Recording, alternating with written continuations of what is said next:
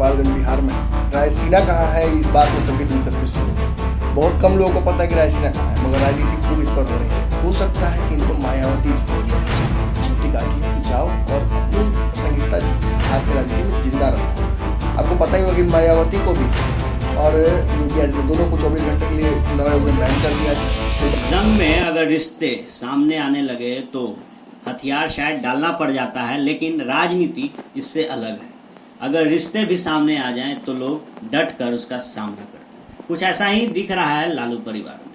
खैर, बात करते हैं गोपालगंज से। अगर आप कभी गोपालगंज गए या न गए, लेकिन रायसीना जरूर जाइएगा, क्योंकि इस वक्त हर विपक्षी यही कह रहा है कि रायसीना ज्यादा जरूरी है, क्योंकि चर्चा में है लालू प्रसाद यादव की किताब।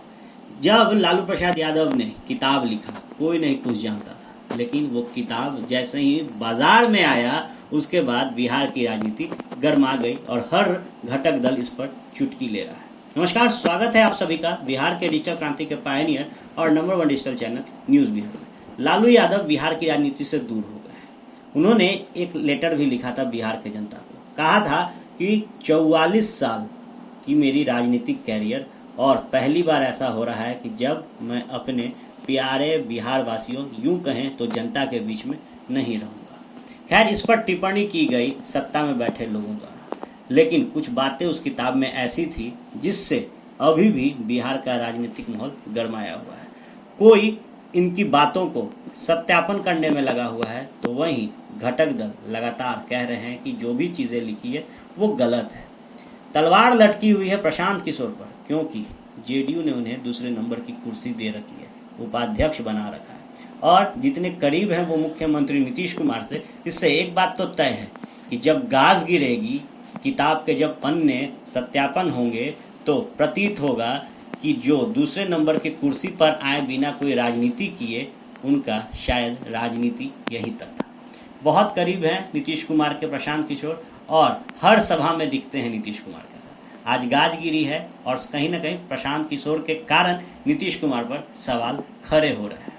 ऐसे में जो भी चर्चाएं हैं उस पर हम गंभीरता से बात करेंगे, और इस मुद्दे पर बात करने के लिए हमारे साथ हमारे एडिटर नमन मिश्रा मौजूद हैं। लगातार जिस तरीके से पीके पर सवाल किया जा रहा है, हर कोई कह रहा है कि पीके ने मुलाकात की थी राबड़ी देवी से, लालू प्रसाद यादव से, वापस से महागठबंधन में आने की। राबड़ी देवी ने कह दिया कि ये महागठबंधन में आने के लिए मुलाकात नहीं थी, ये विलय की बात कर रहे थे जेडीयू का कांग्रेस में। इस पर पीके ने वार किया। अब लगातार जो बाहर की पार्टियां हैं वो भी कहीं ना कहीं आरजेडी के समर्थन में उतर गई है। आइए जानते हैं सर से कि क्या है ये रहस्य कि हर कोई अब आरजेडी के सपोर्ट कर रहा है, वहीं सत्ता में बैठी 3-4 पार्टियां सिर्फ विरोध कर रही है। देखिए, गोपालगंज सभी लोग गए हुए हैं। गोपालगंज बिहार में है। रायसीना कहाँ है, इस बात में सबकी दिलचस्पी शुरू हो गई। बहुत कम लोगों को पता है कि रायसीना कहाँ है, मगर राजनीति खूब इस पर हो रही है। लालू यादव जब रेल मंत्री थे तो दौरान उन्हें लुटियंस की जगह पर रायसीना में दिल्ली में मिला था उनको आवास, और यही उनकी पॉलिटिकल सफर है। और पहुंचे थे बिहार की सत्ता से जो बेदखल कर दिया गया था, राजनीतिक रूप से जिंदा थे, और किसी तरह से पहुंचे। यूपी सरकार में बड़ा उपलब्धियां उन्हें मिली थी कि रेलवे घाटे में था, उसको फायदे में लेकर आए थे। मुझे लगता है कि इस चुनाव में खास तौर पे अगर इन बिंदुओं पर आरजेडी अगर ज़्यादा फोकस करती तो फ़ायदा होता, मगर आरजेडी खोज रही है पिछली बार की तरह झटके वाला बॉल। जैसे कि आरक्षण के मुद्दे पर मोहन भागवत बोल गए और लालू यादव छक्का मार के निकल गए, तो इस बार भी वैसा ही कुछ खोज रही है राबड़ी देवी, क्योंकि लालू यादव तो है नहीं। यादव ट्वीट हल भले ही कर रहे हैं, मगर जब उनकी प्रासंगिकता होती है, सामने होते हैं, तो ज़्यादा भारी पड़ते हैं। आपको याद ही होगा कैसे मिमिक्री करके 2015 में घूमते फिर रहे थे कि बिजली आई, बिजली मिली, एक कितना दे दूँ, 1 लाख दे दूँ, 2 लाख दे दूँ, पीछे उनके बॉडीगार्ड तक फंस रहे थे उस वीडियो पे, वायरल हो गए। अब मामला ये है कि रायसीना वाली किताब में कुछ बातें लिखी गई हैं, वो फिक्शन लग रही हैं प्रथम दृष्टया। प्रूफ अगर सामने है तो तेजस्वी यादव को लेकर आना चाहिए। मैं फिर कहूँगा, अगर उनके पास सबूत है कि मुलाकातें होती हैं राजनीति में लोग मिलते हैं एक दूसरे से, शादियों में जाते हैं, पार्टियों में जाते हैं, फंक्शन में जाते हैं, बीमारियों में जाते हैं, मृत्यु में जाते हैं, ये सामाजिकता है। ये सामाजिकता अगर नहीं रहेगी तो लोग फिर एक दूसरे का कत्ल करते फिरेंगे, जो कि और सही नहीं होगा।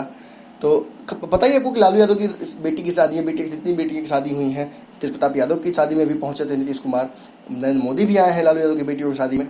तो ऐसा हुआ है, लालू यादव भी गए हैं भाजपा के कई नेताओं के शादियों में।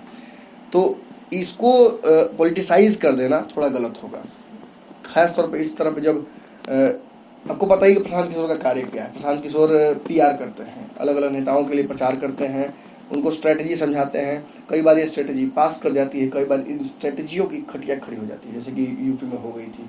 राहुल गांधी को पानी तक नहीं मिला था यूपी में, बस प्रशांत किशोर की वजह से। तो होता है ऐसा, मगर लालू यादव को फायदा ही हुआ है प्रशांत किशोर की वजह से 2015 में। अब उसके बाद प्रशांत किशोर की अपना बिजनेस है उनका, जरूरी तो नहीं है कि नीतीश कुमार ही उनको हर बार भेजे होंगे। नीतीश कुमार की पार्टी में तो खुद प्रशांत किशोर के ऊपर छोड़ दिया गया है ऐसा वान कि प्रशांत किशोर को न गलते बनना न गलते बनना है। कुछ बातें बोल गए थे टीवी शो के इंटरव्यू के दौरान, जिन बातों को लेकर उनको बहुत पिट गई जदयू में।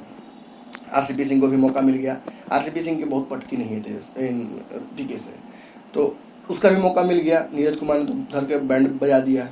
अब परिस्थितियाँ जो बनी हैं इनमें इनके लिए और कष्ट शुरू हो गया है। बिजनेस तो कहीं ना कहीं कहा जाता मंदा है, क्योंकि नीतीश कुमार बहुत भाव दे नहीं रहे हैं।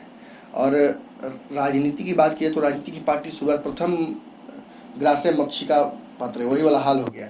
शुरू में ही मक्खी आ गई। राजनीति की शुरुआत कर रहे हैं, एक तो कंट्रोवर्सी घर में ही कर दिया।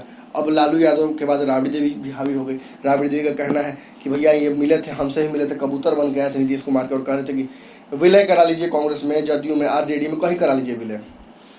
मगर ऐसा हो नहीं सकता है। राजनीतिक रूप से ये बहुत बड़ी कह सकते इच्छा मृत्यु हो जाती है नीतीश कुमार की। मगर जब वो कह रही हैं तो उनकी बातों में भी सच्चाई कुछ ना कुछ होनी चाहिए। उनकी बातों में क्या सच्चाई है ये अपनी जगह है, मगर साधु यादव जो कि विरोध में खड़े रहते हैं। हालांकि मैं बता दूं कि प्रशांत किशोर के सपोर्ट में अगर कोई खड़ा हुआ है तो वह कांग्रेस। प्रेमचंद मिश्रा ने कहा कि ऐसा कुछ भी नहीं है, ऐसी बातें नहीं हुई हैं। मगर वहीं कहा जाए तो अभी राजनीतिक दुश्मन ही कहे जाएंगे साधु यादव। कहा जा रहा है कि साधु यादव तेज प्रताप यादव को भड़काने में भी उनका हाथ है, तेज प्रताप यादव को बहका रहे हैं, शादी तोड़वाने में भी उनका हाथ है, तेज प्रताप यादव के चुनाव लड़वाने में अपने लोगों के हाथ है उनका।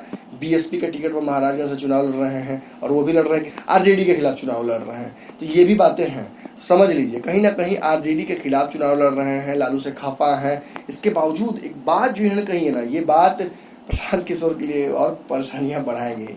इन्होंने सत्यापित कर दिया है कि हाँ मैंने देखा है, मैंने सुना है, मैं वहाँ मौजूद था। प्रशांत किशोर 5 बार मिले हैं लालू यादव से। एक बार जाकर मिले थे जब फिस्टूला का ऑपरेशन करने याद पड़ गया आपको, जब मुंबई गए थे पहली बार, लालू यादव तबीयत खराब होनी शुरू हुई थी, उस दौरान उनकी मुलाकात हुई थी प्रशांत किशोर से। अगर नीतीश कुमार को हाल चाल जानना होता तो वो प्रथम निश्चय खुद ही फ़ोन कर सकते थे कि लालू जी कैसे हैं आप। उसके लिए अपना दूत भेजने की आवश्यकता नहीं थी। मामला कुछ गड़बड़ है।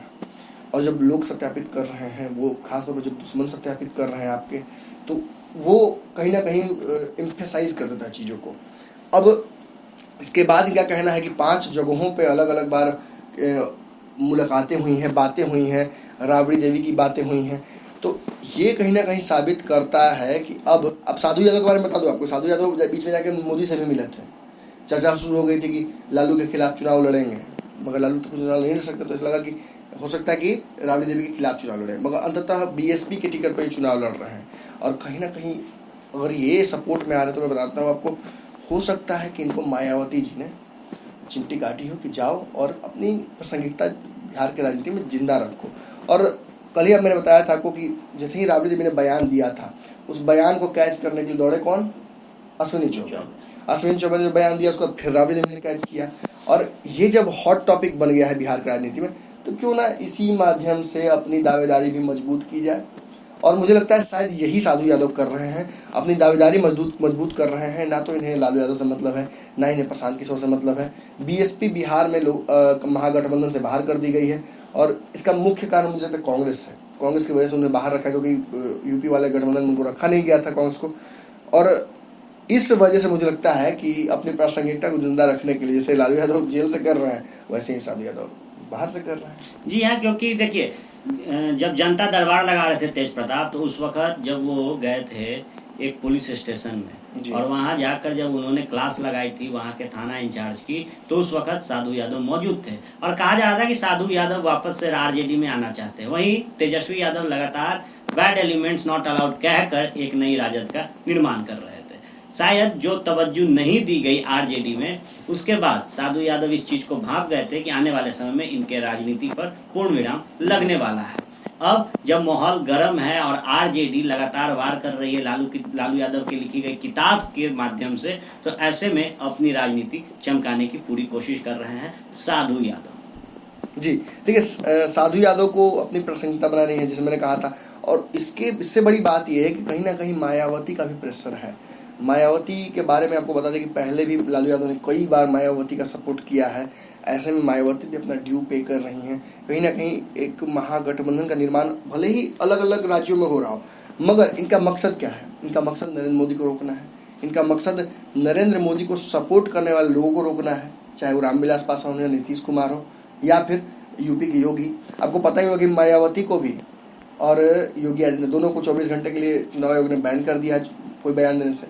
तो जब मायावती अपने आप को राजनीति में 24 घंटे जिंदा नहीं रख सकती तो कुछ और माध्यम से जिंदा रखेंगी ना। जी बिल्कुल। तो इसी माध्यम से साधु यादव के माध्यम से अपने आप को बिहार में प्रासंगिक बना रही। साधु यादव ही नहीं, आपको बता दें कि बेतिया से भी एक व्यक्ति चुनाव लड़ रहे हैं जो कि आरजेडी के ही खफा है, और वो चुनाव लड़ रहे हैं राजन तिवारी। वो लड़ रहे हैं चुनाव इन्हीं के खिलाफ। जी देखिए, साफ तौर पर मायावती ने इसलिए भी इस बयान को आड़े हाथ लिया है क्योंकि उनकी भी इच्छा है प्रधानमंत्री बनने की। लालू यादव अब प्रधानमंत्री नहीं बन सकते, एक बड़ा महत्वाकांक्षा वो भी रखते थे प्रधानमंत्री बनने के लिए। जिस तरीके से सीट समीकरण हुआ है, जरा मायावती इस चीज को भांपती हैं कि कहीं ना कहीं जो बॉल है अपने खाते में रखा है आरजेडी ने, और जब एक कड़ा टक्कर होगा पूरे देश में एनडीए के खिलाफ, अगर थोड़ी सी भी बहुमत मिलती है तो जिस तरीके से लगातार कांग्रेस के ही कुछ लोग कहते हैं जो इस वक्त जेडीयू में हैं कि कांग्रेस को हर वक्त धोखा देने का काम किया है आरजेडी ने और लालू प्रसाद यादव ने, तो इस उम्मीद पर बनी हुई है बीएसपी कि आज अगर सपोर्ट करते हैं, कल को थोड़ा भी गेम नजदीक हुआ तो आरजेडी शायद मदद करे उन्हें प्रोजेक्ट करने की। बिल्कुल यही एंगल है और कोई एंगल नहीं है। ब्राउनी पॉइंट्स लेने हैं राजनीति में, क्योंकि सब एक दूसरे के खिलाफ है, कोई किसी के साथ नहीं है। अगर बात की जाए बिहार की राजनीति में तो अभी दो ही लोग लग रहे हैं कि जो कुछ दिनों तक एक साथ रहेंगे, वो है नीतीश कुमार और बीजेपी। इन दोनों की दोस्ती थोड़ी पक्की लग रही है, रंग थोड़ा चोखा लग रहा है, मगर बाकी सबकी बात कीजिएगा ना तो मुझे लगता नहीं है कि कोई किसी के साथ स्वाभाविक रूप से बैठा हुआ है। जी, कुर्सी एक चेहरे अनेक, देखना बेहद दिलचस्प होगा कि उस एक कुर्सी पे कौन सा चेहरा काबिज होता है। खैर, जिस तरीके का माहौल बना हुआ है उससे एक बात तो तय है कि जब चुनावी परिणाम आएंगे, जब काउंटिंग शुरू होगी, तो कई दिग्गज चेहरे और कई दिग्गज धड़कन तेज हो जाएंगे। आप जुड़े रहे भारत लाइव टीवी के इस यूट्यूब चैनल से। हम आपको पल पल अपडेट्स देते रहेंगे और जुड़े रखेंगे भारत के साथ, खासतौर पर बिहार की राजनीति से। धन्यवाद।